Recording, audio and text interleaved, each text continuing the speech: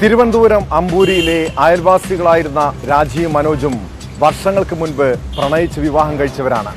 ഇരുവരും തമ്മിൽ 17 വയസ്സ് പ്രായവ്യത്യാസമുണ്ട്.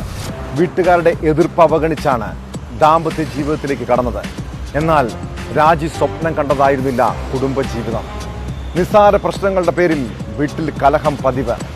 മക്കളുണ്ടായിട്ടും ഭർത്താവ് മനോജ് സംശയത്തിൻ്റെ പേരിൽ നിരന്തരം ഉപദ്രവിക്കും. ഒടുവിൽ എല്ലാം സഹിച്ചു മടുത്ത യുവതി സ്വന്തം വീട്ടിലേക്ക് പോന്നു. ഇതിൻ്റെ പക മനസ്സിലിട്ട് നടക്കുകയായിരുന്നു മനോജ്. രാവിലെ ആശുപത്രിയിൽ പോയി മടങ്ങി വരവേ യുവതിക്ക് നേരെ ഭർത്താവിൻ്റെ ആക്രമണം. മുഖത്തും നെഞ്ചിലും ഉൾപ്പെടെ കുത്തേറ്റ രാജി ഉടൻ തന്നെ മരണത്തിന് കീഴടങ്ങി. സംഭവത്തിന് പിന്നാലെ ഭർത്താവ് മനോജിനെ പോലീസ് അറസ്റ്റ് ചെയ്തിട്ടുണ്ട്.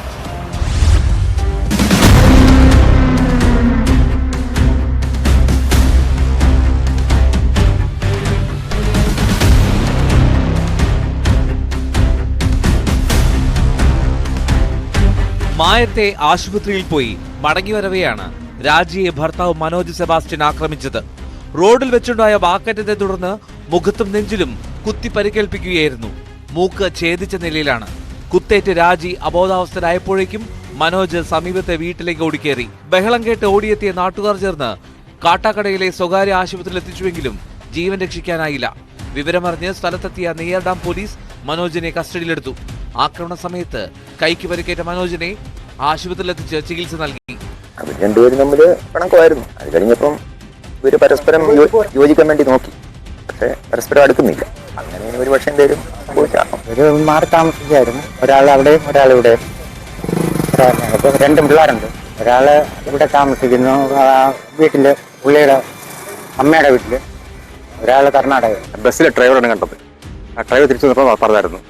ആ ഡ്രൈവർ അബ്ദുലിനും പോയി പറഞ്ഞു ജംഗ്ഷനിൽ. പിന്നെ അവിടെ നിന്ന് നമ്മളെ ഫോൺ പിടിച്ച് ചോദിച്ചു ആരൊക്കെയാണ്. പിന്നെ നമ്മൾ അറിഞ്ഞത് ആ ട്രാൻസ്പോർട്ട് ബസ്സിലെ 12 വന്ന ബസ്സിലെ ഡ്രൈവർക്ക് പുള്ളിയുടെ കണ്ടത്.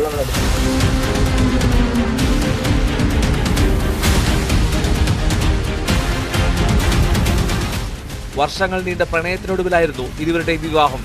അമ്പൂരിയിലെ സ്വകാര്യ ധനകാര്യ സ്ഥാപനത്തിലെ ജീവനക്കാരിയായിരുന്നു രാജി. മനോജ് തിരുവനന്തപുരത്തെ ബാറിൽ ജോലി ചെയ്തു വരികയായിരുന്നു. 1 വർഷത്തോളമായി ഭർത്താവുമായി വേർപിരിഞ്ഞു നിൽക്കുകയായിരുന്നു രാജി. മാതാപിതാക്കൾക്കൊപ്പമാണ് രാജി താമസിച്ചിരുന്നത്. അടുത്തടുത്ത വീടുകളാണ് ഇവരുടേത്. ദമ്പതിമാർക്ക് 2 മക്കളുണ്ട്. മകൾ അച്ഛന്റെ കൂടെയും മകൻ അമ്മയുടെ കൂടെയുമായിരുന്നു താമസം. രാജിയുടെ മൃതദേഹം തിരുവനന്തപുരം മെഡിക്കൽ കോളേജ് മോർച്ചറിയിലേക്ക് മാറ്റി. കുടുംബ പ്രശ്നങ്ങളാണ് കൊലയ്ക്ക് കാരണമെന്ന് പോലീസ് പറഞ്ഞു.